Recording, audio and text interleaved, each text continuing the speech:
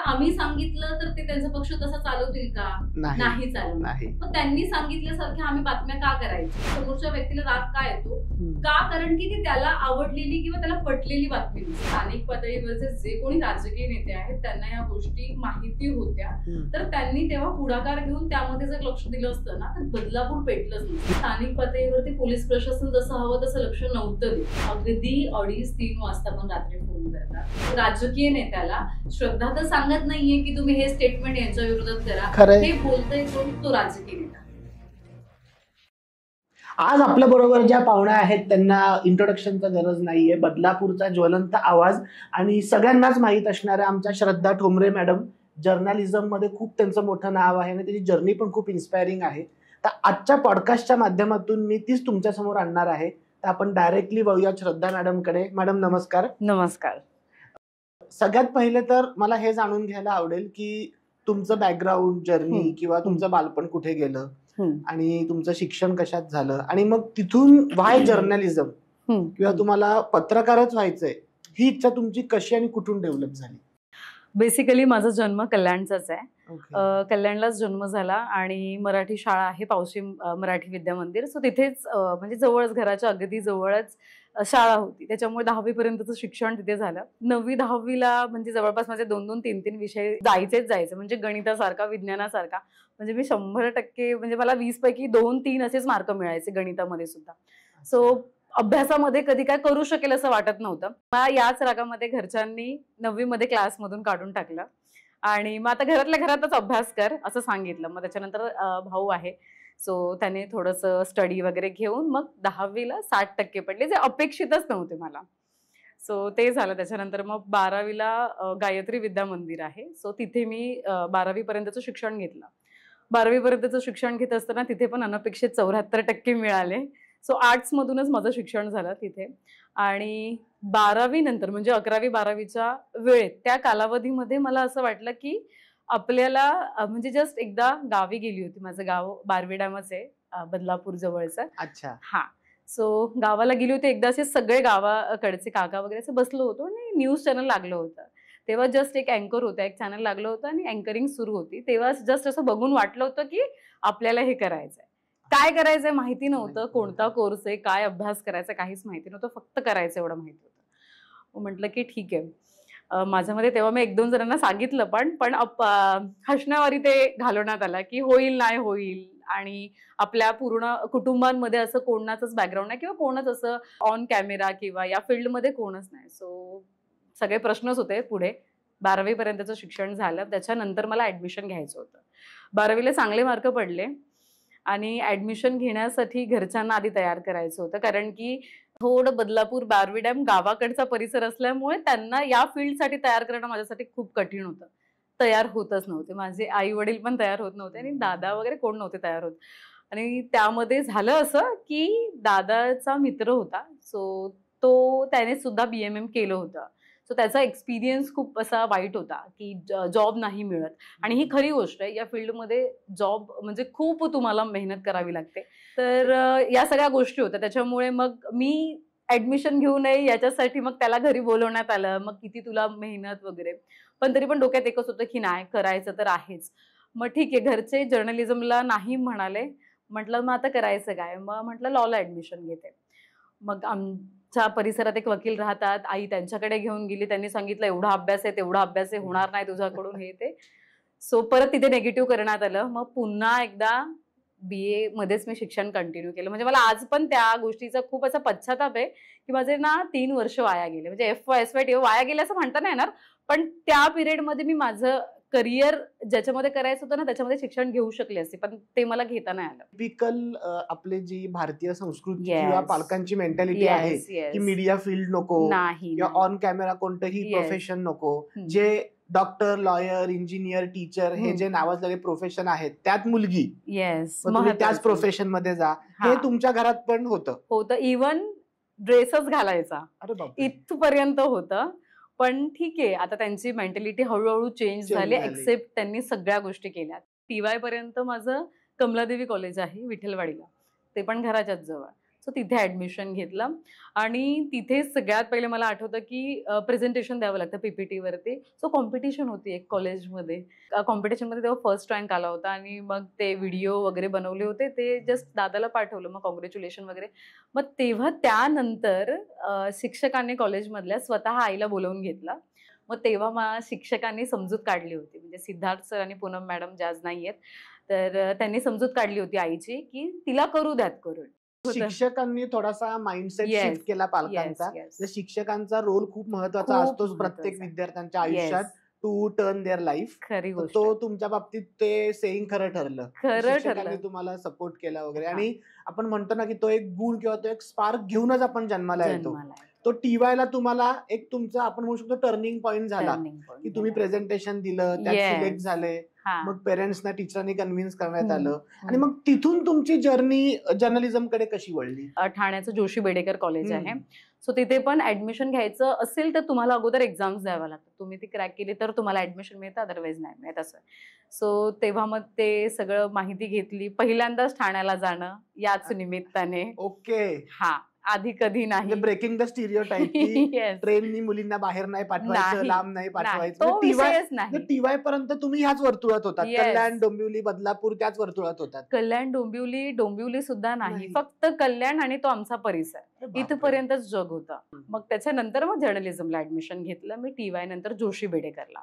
So 2 वर्ष चा तो कोर्स होता. सो ते 2 वर्ष खूप चांगले गेली तिथे सुद्धा. मग तिथे करत असताना परत मग फीज आणि सगळं मग आपल्याला करायचं असतं सगळं. मग परत ते इंटर्नशिप साठी सुद्धा मग बाहेर इतर चॅनल्सला भेटी देणं वगैरे, मग ते सुरू केलं. पण ते सुद्धा कधी केलं जर्नलिझमच्या लास्ट इयरला एकदम, कारण की फर्स्ट इयरला तर काहीच कळत नव्हतं, फक्त जायचं होतं आणि आपल्याला अभ्यास, मग थेअरी नॉलेज, कारण की प्रॅक्टिकल नॉलेज जेवढं हवं तेवढं नाही मिळत, नाही देत. जोपर्यंत तुम्ही फील्डवर पडत नाहीत, जोपर्यंत तुम्ही एक्सपिरियन्स घेत नाही, तोपर्यंत तुम्हाला काहीच कळत नाही. सगळ्यात महत्वाचं म्हणजे शिक्षण आपण घेतो, पण जॉब मिळवणं आणि तिथपर्यंत पोहोचणं खूप कठीण असतं. आणि मला अजूनही आठवतं की म्हणजे तो जो 1 वर्ष होता ना, म्हणजे खूप डिप्रेशन मध्ये होती मी, खूप. Last year okay. खूप म्हणजे खूप, कारण की घरच्यांचा प्रेशर, मग मुलगी आहे, मग लग्न, मग ठीक आहे, मग बाहेर जाते तर काय कमवतेस, म्हणजे इथून सगळं, मग नाही पेमेंट मिळते तर तू नको हे करू, ठीक आहे थांब, असं सगळं, मग दुसरं काहीतरी कर. लिटरली म्हणजे जॉब बघायला सुरुवात केली, असं एकही चॅनल ठेवलं नव्हतं, नॅशनल पासून ते लोकल पर्यंत, की जिथे मी रिझ्यूम दिला नाही. एकही चॅनल नव्हतं ठेवलं. म्हणजे प्रत्येक चॅनलला जायचो मी, जवळपास 6-6, 7-7 तास थांबलेली आहे फक्त इंटरव्ह्यूसाठी. मला म्हणजे अजून, आता त्या चॅनलचं मी नाव नाही घेत, परंतु अजूनही नॅशनल चॅनल आहे, TV चॅनल आहे, मी त्या चॅनलला सुद्धा गेली होती. आणि तिथे जाऊन सुद्धा जवळपास मी 11ला गेली होती, 5:30ला बाहेर पडली, परंतु माझा इंटरव्ह्यू सुद्धा नव्हता घेतला तिथे. ते स्ट्रगल आहे तुमचं, ते स्ट्रगल आहे त्या लेवलला. इव्हन ते सगळं केल्यानंतर पण ते सगळं सुरू होतं. मग रिझ्यूम द्यायचे, अनेक ठिकाणी इंटरव्ह्यूज झाले, मग घरी खोटं सांगितलं की जॉब लागला. हे झालेलं आहे. हे झालेलं आहे. आणि लिटरली ठाणे स्टेशनला बसून काढलेले पूर्ण दिवस, स्टेशनला बसून जेवलेलो आहे मी. माझ्यासोबत माझी मैत्रीण असायची एक, कोमल म्हणून, आम्ही दोघीच, तिने पण ऍडमिशन घेतलं होतं आणि मी पण, आम्ही दोघीच, आणि पण जॉब शोधायचो का प्रत्येक ठिकाणी जाऊन. म्हणजे जी एक ती टिपिकल हे स्टोरी आहे की घरच्यांनी पाठवलं पण जॉब लागत नाही, मग मुलींचं लग्न करून देऊ, या फेज मधून तुम्ही गेलात. त्या फेज मधून. आणि तुम्ही जेव्हा जोशी बेडेकर मध्ये जर्नलिझम परस्यू करत होतात, तर कॉलेज मधले असे काही गमतीशीर किस्से किंवा तिथून तुम्हाला काय प्रॅक्टिकल शिकायला मिळालं, जो एक स्पार्क आला असेल की नाही, we can do journalism in more better way, तर कॉलेजचे असे काही गमतीशीर किस्से आहेत का? मित्रमैत्रिणी सगळे मुलुंड आणि मुंबई इकडचे सगळे ठाण्यामधले राहणारे होते, सो त्यांना काही ते नवीन नव्हतं, पण त्यांच्यासोबत राहून कॉन्फिडन्स, बोलायचं कसं, मग ते प्रोजेक्ट करण्यासाठी मग आम्ही कॅम्पसमध्ये बसायचो, त्या सगळ्या गोष्टी करायचो, प्रत्येक ह्याच्यात पार्टिसिपेट करायचो. मग हळूहळू तिथून ती सवय लागत गेली की काय करायचंय काय नाही, मग हे सगळं सुरू झालं. पण कॉलेजचा सुद्धा खूप मोठा रोल आहे, कारण की माहिती काहीच नव्हतं. कॉलेजमध्ये पण इंटरव्ह्यूज वगैरे झालेले त्यावेळी नॅशनलचे, पण आम्ही सिलेक्टच झालो नव्हतो तिथे. नाही, ते म्हणजे ही जी स्टोरी आहे ना की कॅम्पस इंटरव्ह्यूज, आपण जाणं, इंटरव्ह्यू देणं, आणि 100मधून 5, 7, 10 लोक सिलेक्ट होतात, बाकीच्या 90 लोक सिलेक्ट होत नाही. तर ते त्याच्यामध्ये आम्ही होतो. त्या 90 लोकांमध्ये तुम्ही होतात. येस. Okay, great. त्या 90 बट आय लोकांमध्ये. थिंक की त्या फेलियरमुळे कुठेतरी तुमच्यात ती जिद्द पण निर्माण झाली असेल की आपण ते खूप. करून दाखवू. खूप जास्त झाली. माझ्या मते म्हणतो ना, की जेवढं आपल्याला फेलियर्स येतात ना, तेवढा Exactly. माणूस शिकतो. शिकतो, आणि त्याच्यामधूनच शिकण्यासारखं असतं. जोपर्यंत ठेच पोहोचत नाही तोपर्यंत आपण शिकत नाही. शिकत नाही. मला तर खूप ठेच पोहोचल्या आणि त्याच्यानंतर हळूहळू मग ओळखी होत गेल्या. मग एका सरांच्याच थ्रू सकाळला जॉईन झाले. पेमेंट काहीच नव्हतं, ₹0 होता. इंटर्नशिप वगैरेचा नावाचा प्रकारच नसतो तिथे. असतो ते पण खूप रेअर, कमी लोकांसाठी असतो आणि ते पण तुम्हाला खूप महिन्याआधी काम करावं लागतं. त्याच्यानंतर Okay. ते सगळं पेरोल वगैरे मग ते चालू सुरू होतं. होतं. पण ज्यावेळी मी सकाळला लागली तेव्हा माझं असं होतं की मला काम करायला मिळतंय ना, सो ते बस आहे. पण मी हे सुद्धा घरी सांगितलं नव्हतं की मला पेमेंट मिळत नाही, हे सुद्धा सांगितलं नव्हतं. मम्मीला फक्त सांगितलं होतं की ते ठरवून देणार आहेत करून. पण सकाळ हे खूप नाव मोठं होतं हो. आणि तिथे जॉईन झाली हेच माझ्यासाठी आणि मग तेव्हा घरच्यांसाठी पण मग तेव्हा थोडंसं पॉझिटिव्हली ते घेत गेले. नाही, घरच्यांसाठी ना ती एक तलवार झाली की Yes. माझी मुलगी सकाळमध्ये आहे. सकाळमध्ये आहे. तर ते हो. जर्नलिझम करून एवढे सगळे धक्के खाऊन तुम्ही Yes. पोहोचलात, तर घरच्यांना ते एक समाधान मिळालं की सकाळमध्ये जॉब लागलेला आहे. लागला. म्हणजे आपल्या घरच्यांचं किंवा असं जनरली असतं की सांगण्यासाठी काहीतरी लागतं. मुलगा बरोबर. काय करतो, मुलगी काय करते, कुठे हम्म. जॉब, नोकरी, धंदा, बरोबर. हे सगळं. हो, हो, तर हो. त्या फेज मधून पण तुम्ही गेलेला आहात. खूप म्हणजे ते सकाळला ज्यावेळी जॉईन झाली त्यावेळी ऑन कॅमेरा बोलायची बिलकुल सवयच नव्हती. कधीच बोललेलो नव्हतो. ठीक आहे, आपण असं नॉर्मली बोलतो वगैरे. मग सकाळला सगळ्यात पहिले, आता तिथे तर नाही कामाला बोलूच शकत नाही आपण. सगळ्यात पहिले लाईव्हच दिलेलं मला करायला. मी इनबजला होते, म्हणजे तरुणांचं ते पोर्टल होतं. ओके. सो तिथे होती आणि तिथे असं असायचं की तुम्हाला प्रत्येक बीट्स वेगवेगळे, मग कोणाला पॉलिटिकल, कोणाला सामाजिक, एंटरटेनमेंट, मग जॉबचं कोणाला, असं प्रत्येकाला वेगवेगळ्या बीट्स दिले जायचे. सो जेवढे आम्ही असायचो सोबत, इनबजमध्ये जेवढे सोबत असायचो त्या प्रत्येकाला वेगवेगळं बीट दिलं जायचं आणि ते सकाळला लाईव्ह असायचं असं. तिकडे कॅमेरा फेस केला होता आणि खूप भीती वाटत होती. लिटरली मी माझं म्हणजे असं नाटक सुद्धा केलं होतं की माझं पोट दुखतंय, मी करू शकत नाही. म्हणजे लहान मुलं शाळेत जे नाटक करतात, मला पोट दुखतंय, घरी जायचंय, किंवा शाळेत न जायची कारण जी असायची, ती बरोबर. तुम्ही फर्स्ट जॉबच्या दिवशी तिकडे. सिरियसली, कारण की एवढं मोठं चॅनल आणि भीती हो. वाटत होती. जवळपास माझं वय तेव्हा मे बी 22-21 याच घरात म्हणजे असेल. ही एक मला आणि वाटतं अचीवमेंट आहे आणि कौतुकास्पद गोष्ट आहे की ऍट द एज ऑफ 22 तुम्ही सकाळला जॉईन झालात हो. आणि तुम्हाला लाईव्ह करण्याची संधी संधी सकाळकडून मिळाली. खरी Yes. गोष्ट. खूप सकाळकडून तर आम्हाला ना खूप शिकायला मिळालं तिथे. मग म्हटलं की अरे आज ना उद्या करायचंच आहे फेस. आपण डिनाय नाही करू शकत. मी आज नाटक केलं तर उद्या मी काय कारण देणार आहे, नाही करू शकत. सो म्हटलं अभि जाने दे. मग घेतला माईक आणि मग केलं सुरुवात. मग केलं पण चांगलं झालं. मग ते सगळ्यांना शेअर केलं मी. मग तेव्हा दादाने वगैरे, म्हणजे कसं आहे ना, बाहेरचे लोक कौतुक करतात हो, पण घरातले खूप कमी करतात. सो घर की मुर्गी दाल बराबर. हा, येस. सो मग दादाने ते स्वतःच्या फेसबुकला टाकलेलं, मग त्याने ते सगळीकडे शेअर केलं. थोडंसं अजून प्रोत्साहन मिळालं त्याच्याने. हा, मग तिथून ते सुरुवात झालं की ऑन कॅमेरा आपल्याला बोलायचं आहे. सकाळनंतर मग साम टीव्हीला एक अँकर होते, आता ते मे बी जय महाराष्ट्राला आहेत, प्रशांत सागवेकर म्हणून आहेत. सो त्यांची ओळख झाली होती. साम टीव्हीला पण आम्हाला घेऊन जायचे, इंटरव्ह्यूज वगैरे व्हायचे. सो साम टीव्ही आणि सकाळ एकच आहे. सो ते सगळं व्हायचं काम वगैरे, त्यांचं बघणं वगैरे. मग तेव्हा सरांसोबत ओळख झालेली आणि सरांचं तेव्हा वेब पोर्टल होतं माझं साम्राज्य. मग सो तिथे जॉईन केलं. मग ते सुटलं, मग इथे जॉईन केलं. ते होतं नवी मुंबईला, खारघरला. हा, आणि सकाळ पण होतं बेलापूरला. हा, सो ते रोज अपडाऊन, रोज ट्रेन के धक्के खाओ. म्हणजे बिंग जर्नलिस्ट ट्रेन तुमच्या आयुष्यातून वगळली नाही गेली, तो प्रवास तुम्ही केला. खूप धक्के खात आणि खूप. आणि मग त्याच्यानंतर प्रशांत सागवेकर सरांकडे जेव्हा जॉईन केलं, म्हणतात ना की देव पण परीक्षा बघत असतो आणि खूप परीक्षा घेतो. तुम्हाला जर सक्सेस व्हायचं असेल ना तर तो खूप परीक्षा घेतो. आणि सकाळला पण असं होतं की 3 महिन्यानंतर पुढचं तुम्हाला परत 8 महिन्यांची इंटर्नशिप, मग नंतर पेरोल चालू होणार. शेवटी घरच्यांना पण उत्तरं द्यावी लागतात. म्हटलं की नको, आपण बाहेर पडलेलं बरं आहे. ते जॉईन केलं माझं साम्राज्य. परीक्षा देवाने कुठे घेतली की माझं साम्राज्याला जॉईन झाली, इंटर्नशिप चालू झालं, पेरोल चालू होणार आणि तेवढ्यात कोरोना काळ लागला. जस्ट म्हणजे ज्या महिन्यापासून चालू होणार त्या महिन्यापासून कोरोना काळाला सुरुवात झाली. म्हटलं ट्रॅव्हलिंग बंद, मग आता करायचं काय? परत तोच प्रश्न. म्हटलं की आता घरच्यांना कसं रेडी करायचं, घरचे तर पाठवणार नाही किंवा काय, बऱ्याच गोष्टी होत्या. मॅडमच्या होत्या आमच्या, म्हणजे सरांच्याच मिसेस होत्या. मग त्यांनी सांगितलं की तू घरून करू शकतेस, करून ऑनलाईन तुला करायचं असेल ऑनलाईन कर. मग त्यांनी हळूहळू क्लासेस घ्यायला सुरुवात केली. ते पण पे काहीच नव्हतं. परत तेच. हा, सो कल्याण ते बदलापूर पर्यंतचा हा जो कनेक्ट आहे तो कसा, तर तो हा कोरोना काळच होता, म्हणजे निमित्त होतं कोरोनाचं त्याला. अच्छा. कोरोना काळात जॉब सगळ्यांचे सुटले होते, तसंच मी सुद्धा घरीच होती. पण घरून ना असं नव्हतं माझं कधीच की पेमेंट भेटत नाही तर काम नाही करायचं मला. मी तरी कंटिन्यू म्हणजे जवळपास 8 ते 10 महिने तिथे सुद्धा काम केलं. पण असं कधीच नाही की नाही मिळत तर मला करायचं नाहीये. सो कामाला महत्व आहे, आपल्याला काम पाहिजे, अनुभव मिळतो आणि कामातून आपल्याला खूप काही शिकायला मिळतं. आणि महत्वाचं म्हणजे त्याच सरांच्या माध्यमातून, प्रशांत सागवेकर सरांच्या माध्यमातून मला खूप शिकायला मिळाले. लिटरली त्यांनी फोनवर कसं बोलायचं इथून ते मला सगळं, म्हणजे मी बऱ्याच, तेव्हा माझं साम्राज्य होतं तेव्हा बऱ्याच ऍक्टर, म्हणजे अंकुश चौधरी असू द्यात, मग लक्ष्मीकांत बेर्डेंची वाईफ आहेत त्यांचं, म्हणजे बऱ्याच जणांचा इंटरव्ह्यूज वगैरे तेव्हा घेतला होता असा. सो अनुभव तेव्हा चांगला होता. आणि मग त्याच्यानंतर कोरोना काळ लागला, घरी होती आणि अचानक आपले बदलापूरला वॅकेन्सी आहे असं कळालं होतं मला. ते सुद्धा मला नव्हतं कळालं, ते माझ्या बहिणीला कळालं.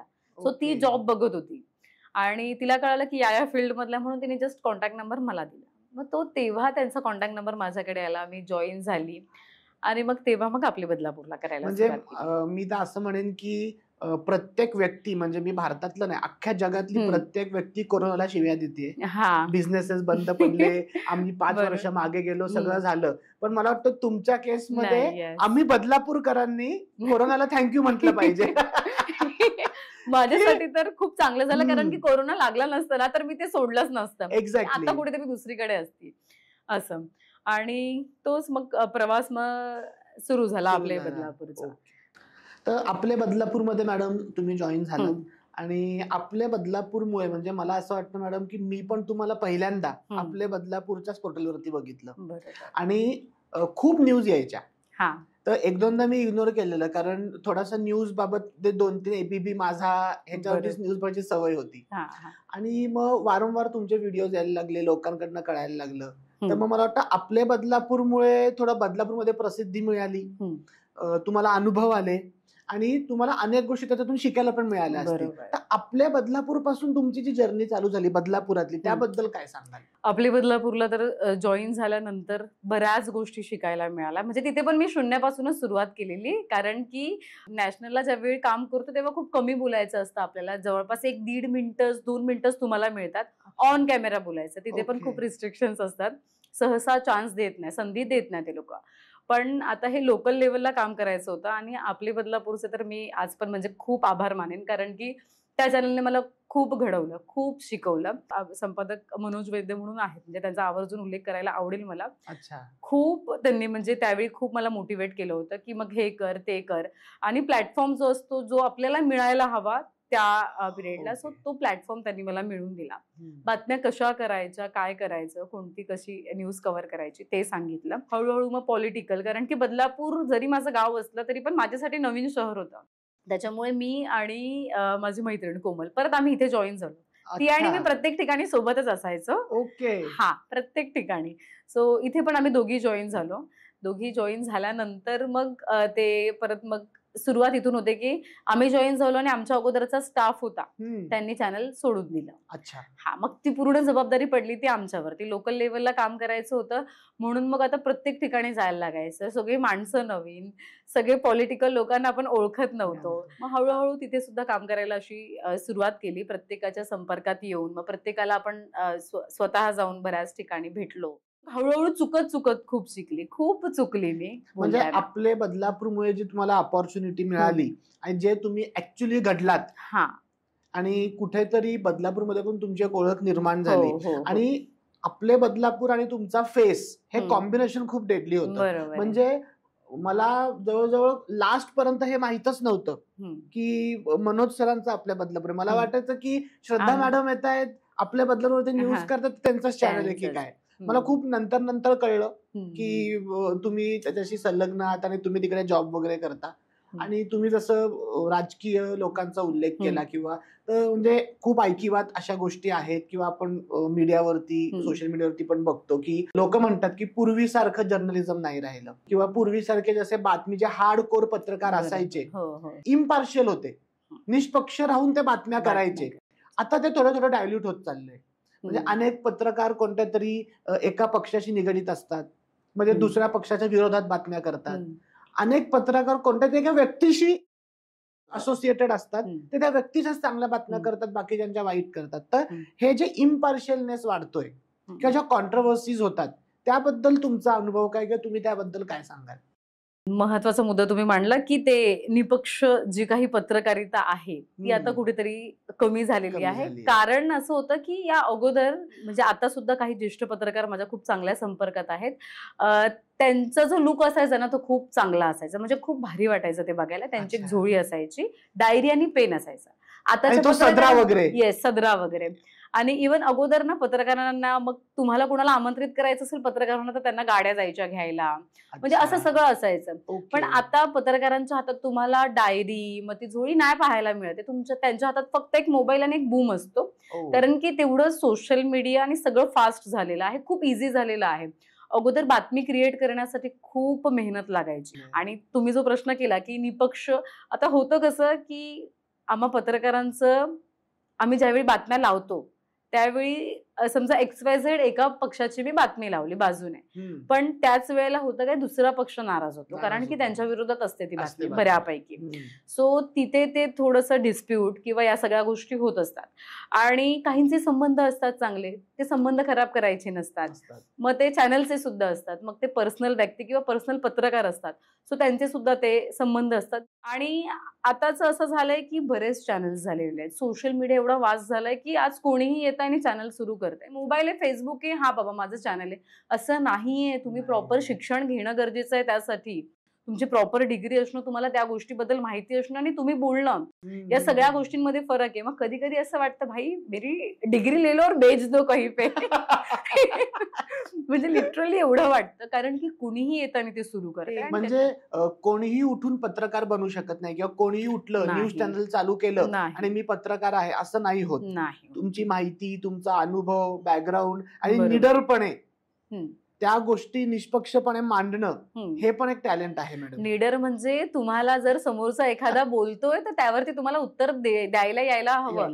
नाहीतर होतं काय, स्थानिक पातळीवरती ना लोकल लेवलच्या पत्रकारांना ना म्हणजे बरंच काही बोललं जातं. हा, पण ते तुम्ही ऐकून नाही घेतलं पाहिजे. बघा कसं असतं ना, आम्ही काम करतोय, आम्ही आमचं काम करतोय. पत्रकारांनी बातम्या कशा कराव्या ना, हे एखादा कोणत्याही पक्षाचा राजकीय नेता, सामाजिक संस्थेचा कोणताही सदस्य कोणीही सांगू शकत नाही. बरोबर आहे. आता आम्ही सांगितलं तर ते त्यांचा पक्ष तसा चालवतील का? नाही चालवणार. मग त्यांनी सांगितल्यासारख्या आम्ही बातम्या का करायच्या? पत्रकारांना कळतं काय करायचं काय नाही करायचं. ते तुम्हाला समोरच्या व्यक्तीला राग का येतो का? कारण की ती त्याला आवडलेली किंवा त्याला पटलेली बातमी नसते. म्हणजे साहजिक आहे मॅडम, मी तुमच्याबद्दल वाईट बोललो तर मी वाईट आहे. येस. पण मी जर तुमची स्तुती करत राहिलो तर मी चांगला आहे. हेच राजकीय नेते आणि हेच राजकीय वर्तुळात जास्त आहे. म्हणजे आपण त्यांच्या बाजूनी बोललो तर तुम्ही चांगले आहात, पण तुम्ही त्यांच्या विरोधात काही बोललात तर तुम्ही चांगले नाही आहात. तर हा जो बॅलन्स आहे, हा बॅलन्स तुम्ही कसा मेंटेन केला? जे आहे आतापर्यंत मी ते दाखवण्याचा प्रयत्न केलाय. 15-20 दिवस अगोदरचं बघितलं तर सगळ्यांचं असं होतं की अरे ही आग लावायची कामं करते, अरे ही भांडणं लावायची कामं करते. माझं म्हणणं एकच आहे की आता एखाद्या पर्टिक्युलरली राजकीय नेत्याला श्रद्धा तर सांगत नाहीये की तुम्ही हे स्टेटमेंट यांच्या विरोधात करा. हे बोलतोय कोण? तो राजकीय नेता बोलतोय. होतंय काय, मी तिथे आंधळ्याची भूमिका नाही घेऊ शकत. भले इतरांना घ्यायची असेल ते घेऊ शकतात, तो त्यांचा कॉल आहे. सो मी नाही घेऊ शकत. सो माझं तेच असतं की हा ठीक आहे, टीका केलीये किंवा काय केलंय सो ते मी लावणार. सो ते तुम्ही तिथे मला नाही सांगू शकत. सो ते लावते. त्याच्यानंतर प्रतिक्रिया येते ज्याच्यावरती टीका केली आहे त्यांची. सो ऑब्व्हियसली त्याला पण हक्क अधिकार आहे ना, तो मांडू शकतो. सो त्याचं मग 1-2 दिवसानंतर मग त्याच्या बाजूने काही प्रतिक्रिया येतात. सो या दोन्ही प्रतिक्रिया ज्यावेळी येतात ना तेव्हा लोकांना वाटतं अरे ही बघ भांडणं लावते. अरे तसं नसतं. पण ते ऍक्च्युली मला असं वाटतं मॅडम की जे पण प्युअर जर्नलिझम किंवा जे ऑनेस्ट पत्रकार आहेत, प्रामाणिक पत्रकार आहेत, मला असं वाटतं की न्यूज किंवा बातमी याचा अर्थ काय असतं की जी वस्तुस्थिती आहे किंवा जे घडलेलं आहे ते आपण कॅमेरावर दाखवायचं की ते लोकांपर्यंत पोहोचवायचं. हेच न्यूज आणि बातम्यांचं काम आहे. पण अनेक वेळेला असं होतं की मॅनिप्युलेशन्स होतात, अनेक फॅक्ट्स हाईड केल्या जातात, अनेक गोष्टी लोकांपर्यंत चुकीच्या प्रदर्शित केल्या जातात. ह्यात कुठेतरी मला वाटतं सिस्टम आणि जी पत्रकार असे आहेत जे कुठेतरी संलग्न असतात ते त्या बातम्या कधी कधी मिसलीड करतात. वस्तुस्थिती दाखवणं हे मला वाटतं की पत्रकाराचं खरं काम असावं आणि त्यामुळेच लोकांना असं वाटतं की तुम्ही भांडणाला होतात. नाही, ती गोष्ट आहे आणि तुम्ही जसं म्हणताय की तो दाखवण्याचा प्रयत्न पत्रकार करतात. इव्हन मीच नाही, प्रत्येक पत्रकाराचा तो प्रयत्न असेल. पण होतं काय, आता म्हणजे मी स्वतः, माझा पर्सनल अनुभव आहे, सत्तेचा खूप फायदा घेतला जातो, हा माझा पर्सनल अनुभव आहे आणि खरंच घेतला जातो आणि त्याचा त्रास प्रचंड पत्रकारांना होतो. बऱ्याच ठिकाणी पत्रकारांवरती हल्ले होतात आणि मग या गोष्टींना ते सुद्धा घाबरतात. शेवटी त्यांची सुद्धा फॅमिली आहे, बरोबर ना. आणि सध्याच्या घडीला होतं काय, समस्या असतात कोणाच्या, लोकांच्या. मतदान करतो कोण, लोक करतात. ठीक आहे, समस्या मांडल्या कोणी पाहिजे, लोकांनी मांडल्या पाहिजे. लोक येऊन समस्या मांडत नाही आजकाल, नाही मांडत. त्यांचं असं आहे की नाही, मग आमचा नेता रागवेल आमच्यावरती, मग ते बोलायचं कोणी, तर पत्रकारांनी बोलायचं. तर पत्रकारांनी का बोलायचं, पत्रकार वाईट होतो. हा, पत्रकार वाईट होतो. आणि माझं म्हणणं काय, पत्रकार म्हणजे काय, फक्त माध्यम आहे तुमचं म्हणणं प्रशासनापर्यंत पोहोचवण्याचं. ते आम्ही नाही बोलणार, ते तुम्ही बोलायचं, ते आम्ही त्यांच्यापर्यंत पोहोचवणार. हा आधी फरक समजून घ्यायला पाहिजे असं मला तरी पर्सनली वाटतं. हे तुम्ही एका जनतेला किंवा समाजाला हे सांगू इच्छिता की जसं तुम्ही पत्रकारांकडून किंवा न्यूज चॅनलकडनं अपेक्षा करता की ह्या समस्या तुम्ही दाखवल्या पाहिजेत, त्या समस्या दाखवल्या पाहिजेत, तेवढंच ते जनतेचंही काम आहे की तुम्हीही ती भूमिका घेतली पाहिजे, तुम्हीही बोललं पाहिजे आणि तुम्हीही तिथपर्यंत त्या गोष्टी नेल्या पाहिजेत. जर एकटा माणूस बोलतो तर कदाचित कोणी ऐकणार नाही, पण 10,000 लोक बोलतील, 100 लोक बोलतील, त्याची दखल घेतली जाईल. तर कुठेतरी जनतेने पण हा स्टँड घेणं गरजेचं आहे. स्टँड घेणंच गरजेचं आहे. एक उदाहरण नॉर्मल देते. आपल्याकडे एसी लोकल सुरू होती, आता जी नॉर्मल लोकल जी सुरू होती ती कॅन्सल करून एसी लोकल चालू झाली. रेल्वे प्रवाशांना त्रास झाला, त्यांनी विरोध केला, ती लोकल त्यांना कॅन्सल करावी लागली. याचा अर्थ तुम्ही तुमच्यासाठी स्टँड घ्याल तर प्रशासन तुमचं पण ऐकेल ना. पण हे तुम्ही पत्रकारांकडून अपेक्षित करत असाल तर हे मग चुकीचं आहे. मी तर खूप वेळा हे बघितलं मॅडम, रस्त्यात खड्डे आहेत, गटार साफ नाही आहेत, लाईट गेलेले आहेत, लोकल कुत्रे भुंकतायत, काही समस्या तुमच्यापर्यंत, लोक तुम्हाला काही सांगतात आणि काही बातम्या करायला सांगतात. तर याबद्दल तुमचे अनुभव काय आहेत की तुम्ही लोकांना काय संदेश देऊ इच्छिता की तुम्ही न्यूज चॅनल्सला किंवा पत्रकारांना कसं ट्रीट केलं पाहिजे किंवा कसं त्यांना बघितलं पाहिजे? महत्वाचं म्हणजे की ज्यावेळी आपल्या स्वतःला समस्या उद्भवते, आपण पहिली गोष्ट करदाते आहोत, आपण टॅक्स पे करतो. महत्वाचं म्हणजे आपला हक्क आहे, आपण मतदान करतो, आपला हक्क आहे, आपण आपल्या लोकप्रतिनिधीला बोलू शकतो आणि आपण बोललंच पाहिजे. जिकडे चुकतं तिथे आपण बोललं पाहिजे. सो हे त्यांच्या पहिले माइंडसेटमध्ये यायला पाहिजे की आपण ह्याचे टॅक्स पे करतोय, आपल्या खिशातला पैसा जातोय. सो त्यांच्या ज्या अपेक्षा असतात ना की पत्रकारांनी बोललं पाहिजे. मी आजही बातम्या केल्या ना की लोकांचं असं असतं की अरे तुम्ही हे नाही दाखवत, अरे तुम्ही ते नाही दाखवत. माझं म्हणणं असं आहे की तुम्ही मांडा, तुम्हाला समस्या, भटकी कुत्रे असतात त्यांचा त्रास होतो, तर तुम्ही मांडा ना, येऊन ऑन कॅमेरा तुम्ही बोला या गोष्टी की असं असं आहे आणि आम्हाला असा असा त्रास होतोय. तुम्ही बोला, तुम्ही निवेदन द्या प्रशासनाला. त्याच्यावरती पत्रकार येऊन करतात बातम्या. कोणताही पत्रकार असं बोलणार नाही की आम्हाला बातमी कव्हर करायची नाही. पण गरजेचं काय असतं, तिथे पत्रकार नाही बोलू शकत, तिथे तुम्ही बोललं पाहिजे. आम्ही माध्यम म्हणून पोहोचवणार प्रशासनापर्यंत. पण मॅडम मला इथे असं वाटतं की जनता म्हणून आम्ही आता जी सामान्य माणसं आहोत, जी रोजच्या संसारात आहेत, कामधंद्यात आहेत, जॉबला वगैरे जातात, तर अनेक वेळेला जनता म्हणून आम्हाला भीती असते की आम्ही कोणत्या राजकीय नेत्याबद्दल बोललो, आम्ही कोणत्या सिस्टमच्या विरोधात गेलो किंवा कोणत्या पक्षाच्या विरोधात बोललो आणि उद्या आम्हाला धमक्या आल्या, उद्या आम्हाला काही, आमच्या परिवाराला काही गोष्टींच्या सामोरे जावं लागलं, तर म्हणून कदाचित जनता बोलत नसेल, म्हणून जनता कॅमेरा समोर येत नसेल. पण जनता मतदान करते, हक्काने करते ना, लोकप्रतिनिधी हक्काने जातो. आणि हीच भीती ह्याच्यापेक्षा 10 पटींनी भीती पत्रकाराला असते.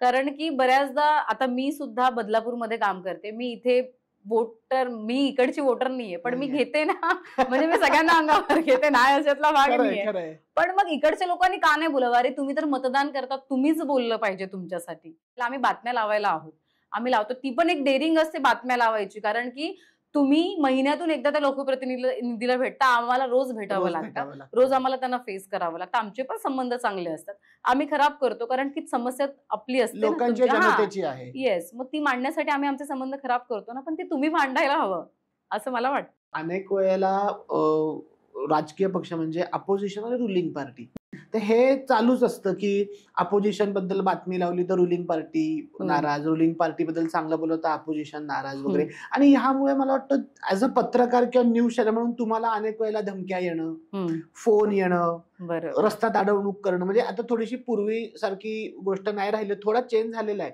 पण आता धमक्यांचे स्वरूप आणि तुमची अडवणुकाचे स्वरूप बदललेले असतील. तर तुम्हाला असे काय अनुभव आलेत किंवा त्या अनुभवाबद्दल तुम्ही काय सांगाल, की तुम्हाला पण धमक्या आलेल्या असतील, तुम्हाला पण खूप वेळा धमकवलेलं असेल, तुम्हाला अडवलेलं असेल, अज्ञात लोकांकडनं तुम्हाला फोन आलेले असतील, तर त्याबद्दल तुम्ही काय सांगाल? बापरे, अजून म्हणजे आतापर्यंत मी बऱ्याच धमक्या आलेल्या आहेत. एकच अनुभव सांगेन मी माझा. बरेच चांगले अनुभव आहेत. जवळपास 1.5 वर्ष झाला असेल, म्हणजे मागच्या जानेवारीमध्ये जस्ट एक नॉर्मल बातमी केली होती आणि त्या बातमीनंतर माझ्या म्हणजे पोस्टाने लेटर आलं. ते लेटर मला आलं नाही. ते लेटर आलं इकडच्या नगरसेवकांना, सगळ्या स्थानिक पातळीवरच्या. त्या लेटरमध्ये माझ्याबद्दल खूप वाईट लिहिलं होतं. खूप घाणेरड्या शिव्या दिल्या होत्या. मारून टाकण्याची धमकी दिली होती. माझ्यासोबत माझा कॅमेरामॅन असतो साहिल, त्याच्या नावाने धमकी दिली होती, त्याला धमकी दिली होती आणि खूप वाईट साईट लिहिलं होतं.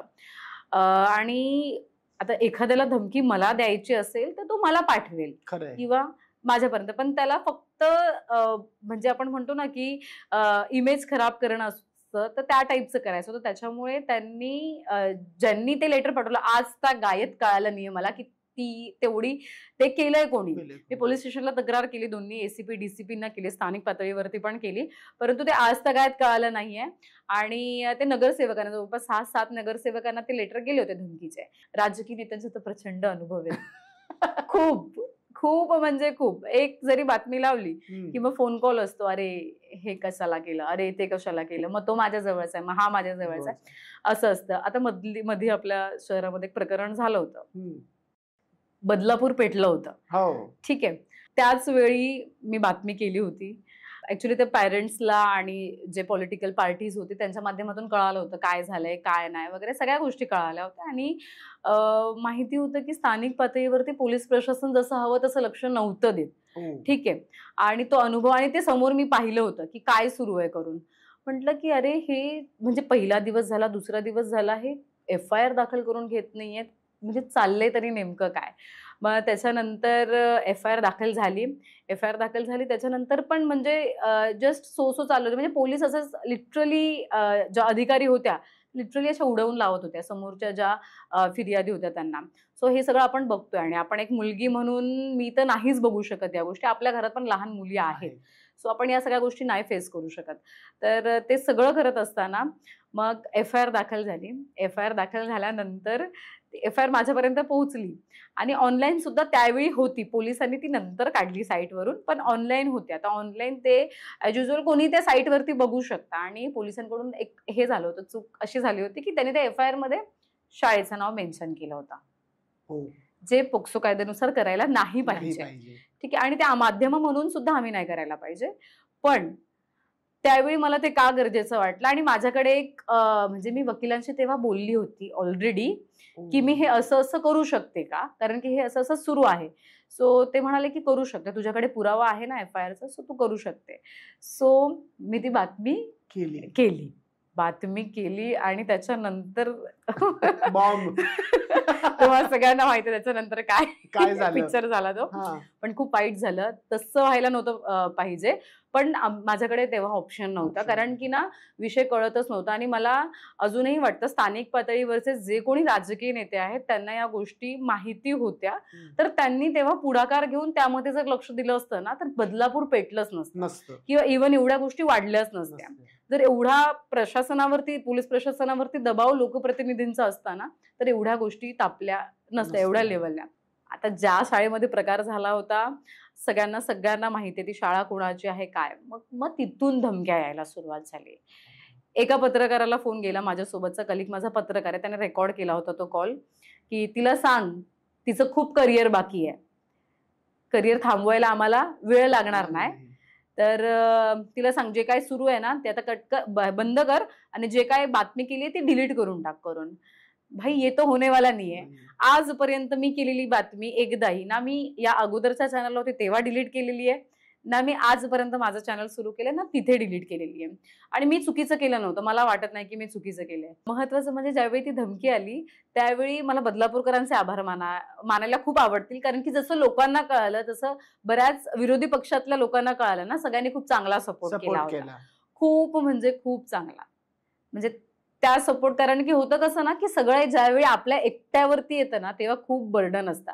महत्वाचं म्हणजे मी माझं चॅनल त्यावेळी सुरू केलं होतं, जस्ट नाव चॅनल सुरू झालं होतं आणि एवढा मोठा बॉम्ब मी माझ्यावर फाडून घेतला असं झालं होतं. पण ठीक होतं, माझ्या मते न्याय तर खूप चांगला मिळाला असं आपण म्हणू शकतो. जी वस्तुस्थिती आहे ती लोकांसमोर आणणं हेच बातमी पत्रकार हे तुमचं काम आहे. तर जी वस्तुस्थिती होती त्या काळात त्या सिच्युएशन मध्ये पण जे होतं ते लोकांसमोर येणं गरजेचं होतं, पण तेच लपवलं जात होतं. बरोबर. मग ते जर तुम्ही एक प्रामाणिकपणे पत्रकार म्हणून तुम्ही प्रामाणिकपणे जर तुम्ही तुमचं काम करताय, तुम्ही खऱ्या बातम्या लोकांसमोर आणताय, वस्तुस्थिती समोर आणताय, तर मग लोकांना राग यायचं कारण काय? राग यायचं कारण, आणि मगाशी तुम्ही एक उल्लेख केला की निष्पक्ष पत्रकारिता पाहायला मिळत नाहीये. मी ज्यावेळी बातमी लावली सर, त्याच्या आधी एका नॅशनल चॅनलने बातमी लावली होती आणि एका लोकल चॅनलने बातमी लावलेली, पेपरने पण बातमी लावलेली. माझं म्हणणं असं आहे की ठीक आहे, तुम्ही नियमानुसार शाळेचं नाव नाही टाकू शकत, पण बाकी गोष्टी तुम्ही मेन्शन करू शकता. काहीच मेन्शन केलं नव्हतं. मला तिकडे खूप म्हणजे माझं असं होतं की मग भाई पत्रकारिता सोडून द्या, एवढी हिंमत नसेल ना तर सोडून द्या, मग नका करू. आणि या प्रकरणात तर माझ्यावरती म्हणजे मी जसं मगाशी म्हटलं की सत्तेचा फायदा घेतला जातो ना, तो फायदा घेतला आणि माझ्यावरती तो गुन्हा दाखल केला होता असं त्याच प्रकरणामध्ये. म्हणजे तर ठीक आहे, तो गुन्हा दाखल केला, पण त्या गुन्ह्यामध्ये ना मला खूप पब्लिसिटी मिळाली. मी खूप पॉझिटिव्ह घेतलं आणि ज्यांनी कोणी हे केलं, मी आज या प्लॅटफॉर्मवरती ना त्यांचे खूप मनापासून आभार मानेन. कारण की नॅशनल चॅनलवरती 7-7, 8-8 मिनिटं माझ्या बातम्या चाललेल्या त्यावेळी, आणि सुप्रिया सुळे असू द्यात ताई किंवा इतर सुद्धा सुषमाताई अंधारे असू द्यात, इतर आदित्यजी ठाकरे असू द्यात, प्रत्येक जण या माझ्या विषयावरती बोललं होतं, म्हणजे बोलत होते त्या दिवशी. तुमची दखल या सगळ्या नेत्यांनी घेतली होती, म्हणजे त्या एका प्रकरणामुळे. आणि तुम्ही जेवढे त्याच्यात निष्पक्ष राहिलात, तुम्ही ज्या ट्रू फॅक्ट्स लोकांसमोर आणल्यात, त्यामुळे त्या लोकांनी पण तुमची दखल घेतली. मला खूप मानसिक त्रास झाला त्यावेळी, कारण की भिवंडी क्राईम ब्रांच आहे त्यांच्या माध्यमातून नोटीस पाठवलेली त्यांनी की तुम्ही हजर नाही राहिला तर अटक केली जाईल. मला माहिती हजर राहिली तरी अटक करणार आहे, त्याच्यामुळे मग ते परत आपण बेलसाठी मग अप्लाय करणं वगैरे या सगळ्या गोष्टींना जवळपास म्हणजे 5-6 दिवस गेले. 5-6 दिवस आम्ही गायब होतो. म्हणजे पत्रकारितेमध्ये ह्या पण गोष्टी आल्या की तुम्हाला बऱ्याच वेळेला अंडरग्राऊंड होणं, अज्ञात होणं, हे सगळं करणं. म्हणजे मला असं वाटतं मॅडम की ह्या सगळ्या गोष्टी अंगावरती घेणे, निडरपणे या सगळ्या गोष्टी करणे किंवा ती हिंमत दाखवणे ही कौतुकास्पद गोष्ट आहे. आणि माझा ह्याच गोष्टीवरती एक दुसरा प्रश्न असा आहे की हा जो निडरपणा आहे किंवा ती जी हिंमत आहे, ही हिंमत तुमच्यात कशी आली किंवा ही हिंमत कशी डेव्हलप झाली? बघा, एवढी हिंमत मला वाटतं की खूप कमी लोकांमध्ये असते. त्यात आपण जर स्त्री बघितलं, स्त्री पुरुष समानता आहे, पण तरीही एका स्त्रीमध्ये ही हिंमत, सगळं अंगावरती घेणं, त्यात राजकीय लोक इन्व्हॉल्ड, त्यात कॉन्ट्रोवर्सीज इन्व्हॉल्ड, बरोबर. तर ही हिंमत तुमच्यात कुठून आली किंवा व्हॉट कीप्स यू मोटिवेटेड? खूप खस्ता खाल्ल्या, खूप ऐकलं लोकांचं, आणि हे ऐकून म्हणतो ना की आपल्याला माहिती आहे की आता इथून आपल्याला नेगेटिव्ह किंवा आपल्याबद्दल वाईटच बोलणार आहेत किंवा आपल्याबद्दल असंच, म्हणजे आता माइंडसेट लोकांचा तयार झालेला आहे, काय नाही. सो तुम्ही जसं विचारलं की कुठून एवढी हिंमत आली, ते करूनच सवय लागली. म्हणजे ज्यावेळी आपण स्वतः इन्व्हॉल्व्ह होतो ना एखाद्या गोष्टीमध्ये, त्यावेळी आपल्याला कळतं की अरे ह्यांच्या जागी जर मी असती तर काय केलं असं, किंवा माझ्या घरचे असते तर काय केलं असतं, मी इथे शांत बसली असती का मी नसती बसली शांत, मग मला बोलायला हवं, म्हणजे असं. मग हे प्रत्येक वेळी असं काय एखादी घटना घडते आणि जेव्हा पॉलिटिकल लोकांचं त्याच्यामध्ये इन्व्हॉल्व्ह असतं ना, त्यावेळी मी कधी पण हाच विचार करते की अरे यार, ह्यांच्या जागी जर माझ्या घरचे असते तर मी असं केलं असतं का, नसं केलं, मी लढली असते माझ्या घरच्यांसाठी, तर मग ते कोण आहेत, ते पण आपलेच आहेत. मग म्हणून हिंमत कुठून येते, तर तिथून येते की नाही करायचंच आहे. आणि एकदा घाबरलो ना तर आपण 10 वेळा घाबरणार, आपण प्रत्येक वेळी घाबरणार. आणि ह्यांना घाबरणारे हे कोण आहेत? लोकांनी निवडून दिलेले लोकप्रतिनिधी आहेत. पहिली गोष्ट तर आपण करतोय ते आपण चौथा स्तंभ म्हणून आपण काम करतोय. ठीक आहे, आपण काय कोणावरती प्रेशर करून किंवा कोणाकडे काय वेगळ्या पद्धतीने वेगळी काही मागणी करून किंवा काम करून कुणाच्या अंडर राहून काम नाही करत आहे. किंवा मी तर नेहमी म्हणते की माझं चॅनल काय कोणत्या पक्षाचं नाहीये, किंवा माझं नेहमी असं असतं की कोणी मला फंड दिलेला नाही हे चॅनल सुरू करायला, सो कोणी नाही बोलेगा, असं. सो हे एक रिझन आहे. जर तुम्ही एक पत्रकार आहात आणि तुम्ही सगळ्याच गोष्टी एखाद्या पॉलिटिकल लीडर समोर सगळ्याच गोष्टी करताय, तर मग तो तुम्हाला कॅज्युअली तेवढाच घेतो. सो तिथे तुम्हाला ते थांबवणं पाहिजे, तेवढं मेंटेन करणं गरजेचं आहे. आणि मग तेव्हाच तुम्ही ती हिंमत करू शकणार. मग जर तुम्ही रिलेशन जपत बसला ना, मग तुम्ही पत्रकारिता सोडली पाहिजे. म्हणजे कुठे काय भूमिका घेतली पाहिजे हे पत्रकाराला समजलं पाहिजे. आणि मग ते कोणाशी किती जरी चांगले रिलेशन्स असले पण जर काही चूक घडलेला असेल किंवा जर काही निंदा करण्यासारखं घडलेलं असेल तर ते तुमचा जो धर्म आहे, पत्रकारिता हा धर्म आहे, बरोबर, तुमचा तो धर्म आहे की तुम्ही ते लोकांसमोर आणलं पाहिजे. मग त्यात आपण रिलेशन्स बघायचे नाहीत, लागेबांधे बघायचे नाहीत, पार्टनरशिप बघायचे नाहीत, हे तेवढंच खरं. बरोबर. इव्हन मी तर माझे खूप रिलेटिव्ह आहेत, खूप, म्हणजे मी आता नाव नाही घेणार, सगळ्यांना माहिती आहे ती गोष्ट. मी खूप निगेटिव्ह बातम्या लावल्यात त्यांच्या पण, खूप, म्हणजे इव्हन ग्रामीण भागात पण खूप पुढारी आहेत जे माझे स्वतः नातेवाईक आहेत. सो वेळ आल्यावर मी काही शेतकऱ्यांसाठी त्यांच्या पण विरोधात बातम्या लावलेल्या आहेत असं. सो तिथे थोडंसं तुम्हाला म्हणजे संबंध, तुमचे रिलेशन, तुमचे काही वेगळे संबंध नाही बघायचे. हा गोष्ट आहे, एखाद्याला त्रास होतोय, समस्या आहे, तर तुम्हाला तिथे स्टँड घ्यायचाच आहे. आपले बदलापूरनंतर तुम्ही स्वतःचं चॅनल वगैरे सुरू केलं आणि मग ती जर्नी काय होती की आपले बदलापूरने तुम्हाला खूप अनुभव दिले, फेम दिलं, तुम्ही नावारूपाला आलात आणि तिथून मग तुमचं चॅनल तुम्ही सुरू केलं. तर त्याच्या मागे काय थॉट प्रोसेस होती आणि आपल्या बदलापूरवरनं हा जो ट्रान्झिशन होता की तुम्ही तुमचं चॅनल सुरू केलं, तुमची टीम उभी केली, तर त्या जर्नी बद्दल काय सांगाल? मी माझ्या वैयक्तिक कारणामुळे ते सोडलं. आपले बदलापूर खूप चांगला अनुभव आणि खूप, म्हणजे मी आज पण ऋणी आहे त्या चॅनलची की त्यांनी मला खूप संधी दिली, आमच्या संपादकांनी संधी दिली आणि खूप ऋणी आहे मी आज पण. पण काही वैयक्तिक माझी कारणं होती, मी तिथून बाहेर पडली. त्यामधलं एक असं कारण होतं की स्वतःचं करायचंय, जे करायचंय ते. आपल्याकडे डिग्री आहे, आपल्याकडे सगळ्या गोष्टी आहेत आणि या चॅनलला पण आपण स्वतः एकटेच करत होतो. एक डिग्री आहे मॅडम. हा, हिम्मत. म्हणजे मला हे नोट करायला आवडेल की तुम्ही डिग्री घेतली, तुम्ही अनुभव घेतला, तुम्ही एक खूप छान पत्रकार झालात.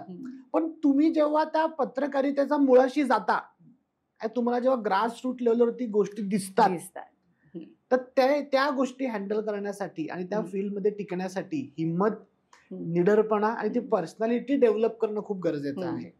तर मला वाटतं की ही पण एक डिग्रीच आहे आणि ही एक अशी डिग्री आहे जी कोणतीही युनिव्हर्सिटी, कोणतीही शाळा, कोणतीही कॉलेज तुम्हाला शिकवत नाही. हे फक्त तुम्हाला जग आणि अनुभव देऊ शकतो. बरोबर आहे. अनुभव आणि प्रॅक्टिकली तुम्ही जेवढं काम कराल तेवढं तुम्हाला या सगळ्या गोष्टी येऊ शकतात. तर मॅडम, तुमचा हा जो प्रवास आहे हा ऐकल्यानंतर आणि समाजासाठी असलेली कळकळ किंवा जनतेसाठी असलेला तुमचा जो एक सॉफ्ट कॉर्नर आहे आणि तुम्ही पत्रकारितेच्या माध्यमातून, तुमच्या चॅनलच्या माध्यमातून लोकांच्या अनेक समस्या सोडवण्याचा प्रयत्न करतात, तर तुम्हाला असं नाही कधी वाटलं का की आपण राजकारणात जावं किंवा सिस्टम मध्ये घुसून आपण काहीतरी चेंज करावं, किंवा तुम्हाला राजकारणात जायची ओढ कधी आली नाही का? अच्छा, ते नायक पिक्चर सारखं का? एक दिन का मुख्यमंत्री. एक दिन का मुख्यमंत्री. मला असं कधीच वाटलं नाही, कारण की या सगळ्या पॉलिटिक्स लोकांना मी खूप जवळून बघितलंय. होतं कसं ना की आपल्याला खूप वाटतं, आपण सर्वसामान्य नागरिक म्हणून किंवा पत्रकार किंवा इतरही कोण असलं ना तरी आपल्याला वाटतं की नाही, मला करायचंय, मी हे करू शकते, मी जर हे असते तर मी केलं असतं. पण असं काहीही होत नाही. ज्यावेळी तुम्ही प्रॉपर त्या राजकीय पदाला जाता त्यावेळी जे प्रेशर असतं आणि त्यासाठी पण तुम्हाला झोकून द्यावं लागतं. पक्ष सांभाळणं खाऊची गोष्ट नाहीये, त्यासाठी पण तुम्हाला बऱ्याच गोष्टी कराव्या लागतात. आपल्यासारख्याचं काम नाहीये असं मला वाटतं, कारण की आपण नाही करू शकत. आणि जरी मला वाटलं की नाही, मला हा चेंज घडवायचा आहे, बदल घडवायचा आहे, त्यासाठी मला किती काय करावं लागेल, काय नाही, किती कॉम्प्रोमाइजेस करायला लागतील. म्हणजे असं एखाद्या सामान्य माणसाला वाटणं की आपण राजकारणात जाऊन सिस्टम बदलावी, किंवा कोणालाही असं वाटणं की अरे ह्यांच्याकडनं होत नाही तर आपणच गदा हातात घ्यावी, तर तेवढं ते सोपं नाही, दिसतं तेवढं ते सोपं नाही. तुम्ही त्या सगळ्या गोष्टींना खूप जवळून बघितलेलं आहे. तर मला वाटतं कदाचित त्या गोष्टीमुळे तुमचं हे विधान असेल की मी कधी राजकारणात जाणार नाही, कारण तुम्ही सगळं ते जवळून बघितलेलं आहे. राईट. मला बरेच स्थानिक पातळीवरती पक्षातले बोलतात, आमच्या पक्षात हे कर, पण जस्ट ते ठीक आहे, पण नाही असं कधीच विचार नाही. ते केल्यानंतर निष्पक्ष पत्रकार म्हणून तुमची ओळख पुसली जाईल. बरोबर. अर्थात आता अजूनही ना, म्हणजे बरेच असे पत्रकार आहेत जे आहेत पक्षामध्ये आहेत, पण शेवटी मग ते बर्डन्स आणि काहीतरी एक लाईन येते की आपण नाही लावू शकत आपल्या पक्षाच्या विरोधात. सो ते सगळं नाही करू शकत आपण. मॅडम, जर्नलिझम आणि पत्रकारिता एवढं कमिटमेंट, एवढी डेडिकेशन, एवढं टाइम देणं, तर याच्यात पर्सनल गोष्टी किंवा फॅमिली लाईफ, पर्सनल लाईफ, तुमची फ्रेंड्सची लाईफ किंवा मला असं म्हणायचं की सोशल लाईफ ही खूप कॉम्प्रोमाइज करावी लागते. कारण कधी कुठे बातमी होईल, तुम्हाला कधी कुठे धावावं लागेल काय माहित नाही. तर तुम्ही ते कसं बॅलन्स करता की प्रोफेशनल लाईफ आणि पर्सनल लाईफ, ज्याला आपण वर्क लाईफ बॅलन्स म्हणतो. तर मला वाटतं तुमच्या क्षेत्रात वर्क लाईफ बॅलन्स खूप स्पॉइल्ड आहे. मला वाटतं पर्सनल लाईफ म्हणजे मी स्वतः खूप वेळा बघितलेलं आहे की सण असो, पूर आलेला असो, लाईट गेलेले असो, कुठे काही जरी झालेलं असतं तरी तुम्ही तिकडे असता. बरोबर. मग ह्यात तुम्ही पर्सनल लाईफ कशी बॅलन्स करता तुमची? मी तर म्हणेन पत्रकारिता करायची असेल तर पर्सनल लाईफ तुम्हाला बाजूला ठेवावी लागते. कारण की कधी काय घटना होईल तुम्हाला सांगता येत नाही. पोलिसांचं कसं असतं की त्यांनाही सुट्टी नसते, सणसूद नसतं, तसंच ऑन ड्युटी 24 तास. तसंच पत्रकारांचं असतं. कारण की एखादी घटना घडलीये तिथे लगेच पोहोचणं, माहिती घेणं आणि ते लोकांपर्यंत पोहोचणं, तेवढं तुम्हाला पटकन यायला पाहिजे. तुम्ही लगेच उठून जायला पाहिजे. या सगळ्या गोष्टी आहेतच. पर्सनल लाईफ नाहीये, आम्हाला सणसूद नसतो आणि काही अशा गोष्टी नाही. मित्रमैत्रिणींचा तुम्ही जसा उल्लेख केला, सो माझ्या बाबतीत तर तसा काही प्रकारच नाहीये. मित्रमैत्रिणी असं कसं होऊ शकतं? म्हणजे माझा खूप मोठा प्रश्न आहे की मित्र किंवा मैत्रिणी हा ना सगळ्यांचा वीक पॉइंट असतो. बरोबर. आणि जी आपली जनरेशन आहे, जी पुढची जनरेशन येते, फ्रेंड्स म्हणजे अगदी आपण कधी कधी पालकांची बांधतो पण आपण फ्रेंड्सना भेटायला जातो. पण तुम्ही मला वाटतं प्रोफेशनला स्वतःचा फ्रेंड बनवलेलं आहे. तुमचे असे कोणती फ्रेंड्सची लाईफ आहे की तुम्ही तिला कुठे आउटिंगला गेलात, कुठे फिरायला गेलात, मुव्हीजला वगैरे गेलात, हे तुमच्या बाबतीत घडत नाही का? मी आजपर्यंत एकदाही आउटिंगला गेलेली नाहीये. विश्वास बसणार नाही तुम्हाला, एकदाही नाही गेलेली आहे. आणि राहिला प्रश्न तुम्ही विचारला मित्रमैत्रिणी, तर मी कामामध्ये एवढी इन्व्हॉल्व झालीये की आजपर्यंत असं कधी वाटलं नाही की अरे मित्र असायला हवा, मैत्रीण असायला हवी. माझी एकच मैत्रीण होती, तिचा मगाशी मी उल्लेख केला, तीच होती. तिचं लग्न झालं, मग त्याच्यानंतर ती पण गेली.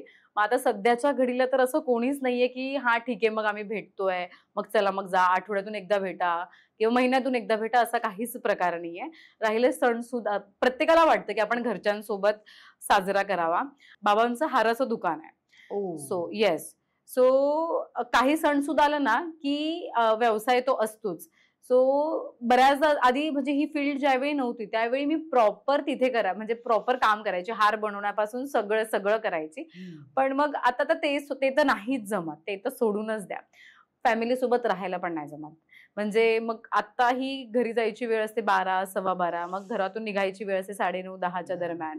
मग पूर्ण दिवस फोन कॉल्स, माझ्या नातेवाईकांच्या खूप तक्रारी असतात की तू फोन उचलत नाही. आता त्यांना मी कसं समजवू की मी कुठे असते, काय असते.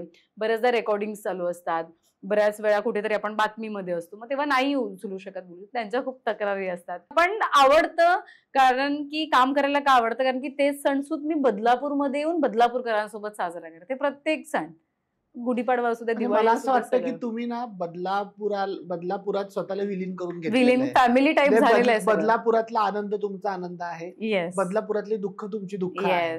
पण ह्यात मला एक असा उल्लेख करावासा वाटतो की तुमची फॅमिली, आई वडील, भाऊ बहीण, त्यांना पण कोणीतरी असं वाटत असेल ना की तुम्ही घरी नाही आहात, तुम्ही सणासुदीच्या दिवशी घरी नाही आहात, तर फॅमिलीने तुम्हाला खूप सपोर्ट केलेला आहे. खूप. तर त्या सपोर्ट बद्दल किंवा फॅमिली बद्दल तुम्ही काय सांगू इच्छिता की त्यांनी कशी ही बाजू समजून घेतली तुमची प्रोफेशनची? खूप महत्वाचा प्रश्न आणि खूप खूप जास्त, म्हणजे ऑब्व्हियस आपल्या घरातलेच आपल्या जवळचे असतात. मला आधी खूप विरोध झाला या फील्डसाठी आणि मला एक अनुभव सांगायला आवडेल. ज्यावेळी मी न्यूज टेक मराठीची ओपनिंग केली त्यावेळी म्हणजे प्रचंड, म्हणजे खूप पॉलिटिक्स आणि सगळे ज्यांना आमंत्रित केलं होतं सगळे आले होते आणि अक्षरशः म्हणजे घरच्यांनी हे कधी पाहिलं नव्हतं. त्याच्यामुळे ते असं थोडंसं हे झाले होते. आणि काम लोक सांगतात, आता मी बदलापूरचीच असल्यामुळे आता जे ओळखीचे नसतात किंवा जे खूप लांबचे फॅमिलीवाले आहेत ना, की ज्यांना कधी मी बोलायची तरी प्रॉब्लेम व्हायचा, तो आज ते सांगतात की अरे ही आमची मुलगी आहे.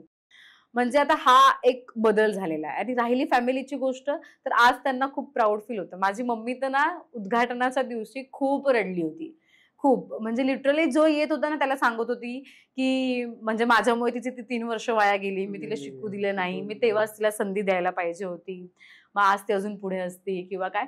मग आता त्यांना त्या गोष्टी सगळ्या फील होतात. आणि बरेच काही अचिव्हमेंट्स असतात ज्यावेळी स्टेटस टाकतो वगैरे, मग घरच्यांचं असं म्हणजे त्यांना पण खूप प्राऊड फील होतं आणि ते सॅटिस्फॅक्शन असतं आपलं की खूप छान वाटतं सगळं आणि खूप सपोर्ट केलाय. महत्वाचं म्हणजे माझ्या भावाने खूप जास्त सपोर्ट केलाय शिक्षणासाठी वगैरे. म्हणजे खूप त्याला माहिती, आता तो ऍक्च्युली इथे नसतो, सिंगापूरला असतो. दादा वहिनी दोघंही जॉबसाठी सिंगापूरला आहे. सो इकडे फक्त आई बाबा आणि मीच असते. दीदीचं पण लग्न झालेलं आहे, सो ती पण बदलापूरमध्येच राहते असं.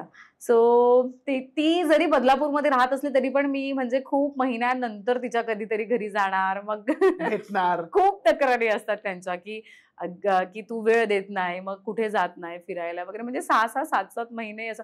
मी माझ्या मते फॅमिली सोबत पण जेव्हा वर्षातून दादा एकदा येतो त्यावेळी 1 दिवस बाहेर जातो फक्त आम्ही, की कुठेतरी मग फार्म हाऊस किंवा असं कुठेतरी एन्जॉयमेंटसाठी. तो 1 दिवस सुट्टीचा काढते फक्त. तुम्ही जसं उल्लेख केलात की पर्सनल लाईफ नाहीये किंवा या सगळ्या गोष्टी नाहीयेत, तर बघा समाजाकडून पण अनेक वेळेला पत्रकारांना टीका येते, नातेवाईक कंप्लेंट करत असतात, फ्रेंड्स लाईफ किंवा सोशल लाईफ तुमची नाही, तर तुमचा पीस ऑफ माइंड कुठे? पत्रकारिता. पत्रकार तुमचं प्रोफेशन झालं ना मॅडम. हा, पण प्रत्येकाचा एक पीस ऑफ माइंड असतो.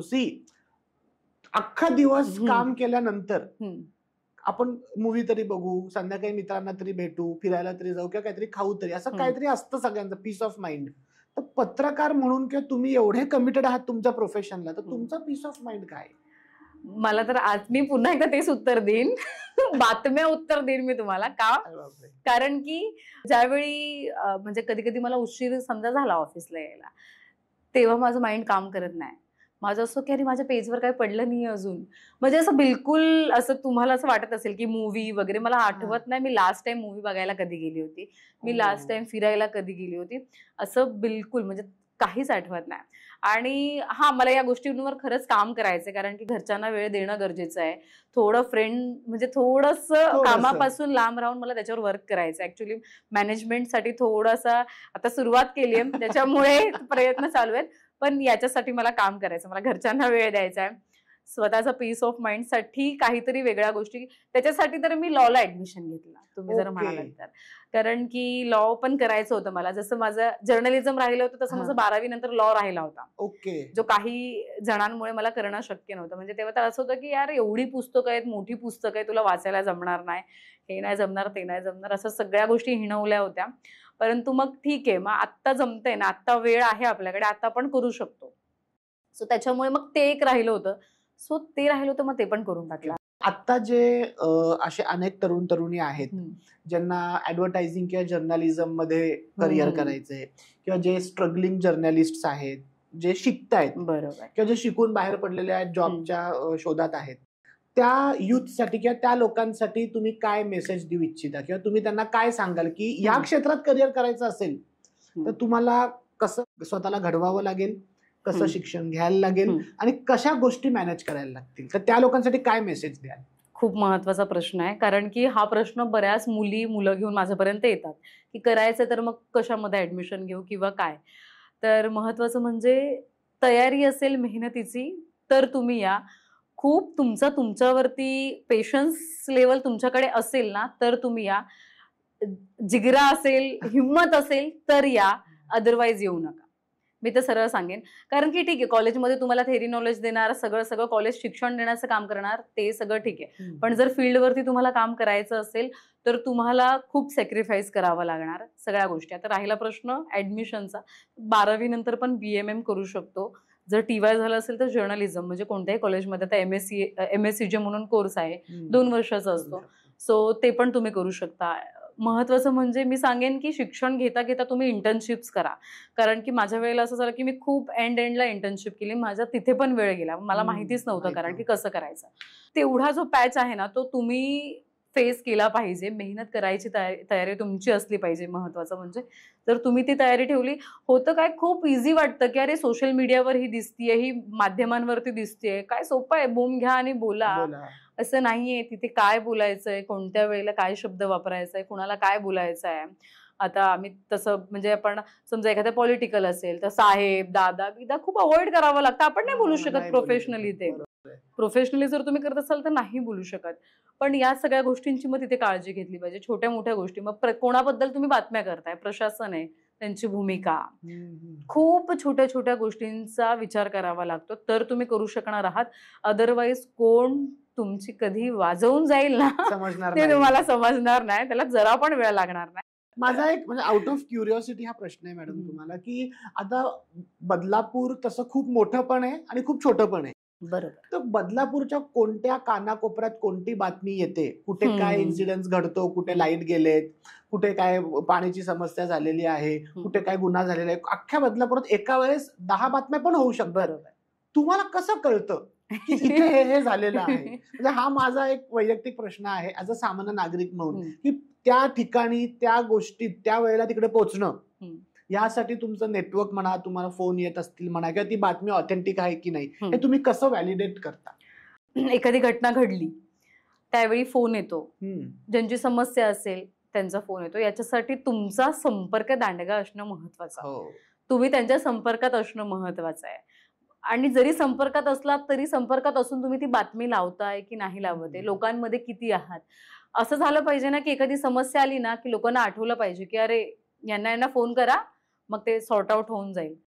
असं तुमचा जनसंपर्क खूप स्ट्रॉंग पाहिजे. खूप स्ट्रॉंग पाहिजे. मग तुमचा प्रत्येक पॉलिटिकल लोकांसोबत, सर्वसामान्य नागरिकांसोबत, प्रत्येक मग नगर परिषद प्रशासन, पोलीस प्रशासन, तुम्हाला घर बसल्या बातम्या कोणीही देणार नाही. तिथे तुम्हाला 2 तास घालवायचेच आहेत, तिथे तुम्हाला जायचंच आहे आणि तिथे तुम्हाला ती बातमी कव्हर करायची. तर राहिला प्रश्न की बातमी खरी आहे खोटी आहे सगळ्या गोष्टीचा.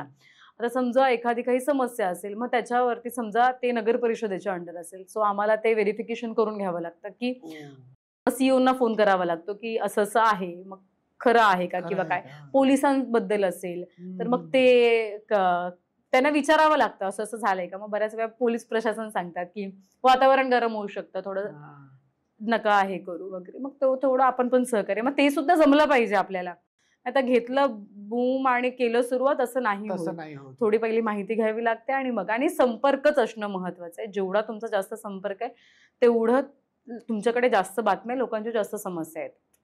म्हणजे एक किस्सा ऐकलाय मॅडम की लाईट गेले तरी अनेक लोक तुम्हाला फोन करतात, पाणी संपलं असेल तरी तुम्हाला फोन करतात. म्हणजे एवढी प्रसिद्धी म्हणा किंवा एवढं तुमचं फील्ड सेन्सिटिव्ह म्हणण्यापेक्षा लोक आधारित आहे. बरोबर. शासनानंतर किंवा सिस्टम नंतर लोक तुमच्याकडे लुकअप ऑन करतात की चला तिकडून कोणी उत्तर देत नाहीये ना, तर ऍटलीस्ट न्यूजवाले किंवा पत्रकार ते आपल्याला बरोबर माहिती देऊ शकतात, तर ते आपल्याला हेल्प करू शकतात.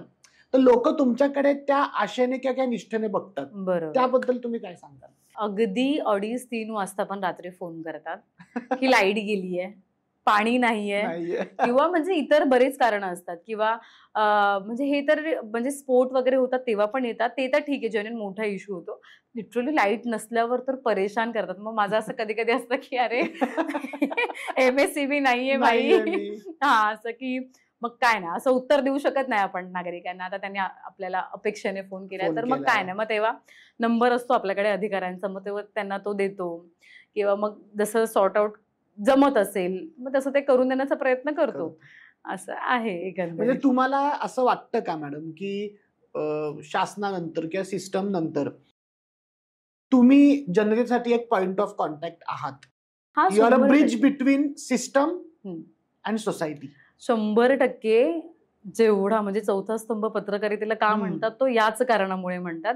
बऱ्याचदा प्रशासन दुर्लक्ष करतं, बऱ्याचदा सिस्टम दुर्लक्ष करतं, पॉलिटिक्स लोकांकडून काही त्रास होतो. सो अशा वेळेला मग माध्यम म्हणून खूप आशेने लोक बघतात आपल्याकडे आणि म्हणूनच ते प्युअर असणं गरजेचं. येस, प्युअर असणं तर 100%. जर नसेल तर मी तर म्हणेन परत पत्रकारिता करू नका, सोडून द्या. मग तेच तेवढी प्युरिटी असून ते काम करणं तेव्हाच ते सगळं मेंटेन राहू शकतं. सो तुम्ही खूप चांगल्या इन्साइट्स दिल्यात, खूप लोकांना चांगलं सांगितलं पत्रकारितेबद्दल, युथला गायडन्स दिला. तर फर्स्ट ऑफ ऑल तो थँक्यू की तुम्ही वेळात वेळ काढून माझ्यासाठी इथे एवढा वेळ काढून आलात. म्हणजे मला वाटतं की तुम्हाला बोलवणं म्हणजे अपॉइंटमेंट घेण्यापेक्षा वरचं आहे. So thank you for coming.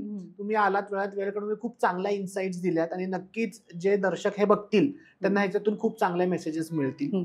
So thank you from bottom of my heart once again. अर्थातच श्रद्धा मॅडमची जर्नी तुम्हाला सगळ्यांना आवडली असेल. त्यांचे चॅलेंजेस, पत्रकारिता, जर्नलिझम ह्यावर तुम्हाला खूप चांगल्या इन्साइट्स मिळालेले असतील. तर तुम्हाला हा पॉडकास्ट कसा वाटला हे आम्हाला कमेंट्समध्ये नक्की कळवा आणि आमच्या चॅनलला लाईक, शेअर आणि सबस्क्राईब नक्की करा. पुन्हा भेटूयात पुढच्या पॉडकास्टमध्ये.